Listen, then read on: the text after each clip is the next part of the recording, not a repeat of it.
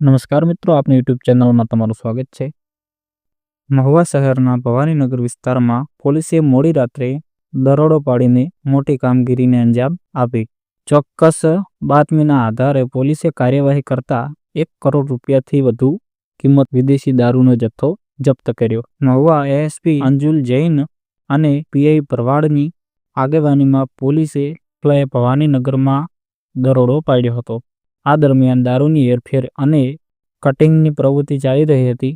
પોલીસની કાર્યવાહીથી બુટલેગરોમાં ફફડાટ ફેલાયો હતો. પોલીસે ઘટના સ્થળેથી 4 આરોપીની ધરપકડ કરી. સાથે જ આઈસર ટ્રક, 4 વ્હીલ અને મોટરસાઇકલ સહિતના વાહનો પણ જપ્ત કર્યા. શહેર પોલીસે પ્રથમ વખત આટલો મોટો દારૂનો જથ્થો પકડ્યો હોવાનું જાણવા મળ્યું. આ સફળ કામગીરીથી વિસ્તારમાં ચાલતી દારૂની હેરાફેરી અને ગેરકાયદેસર પ્રવૃત્તિઓ પર અંકુશ લાગશે. પોલીસે આરોપીઓ વિરુદ્ધ કાયદેસરની કાર્યવાહી શરૂ કરી.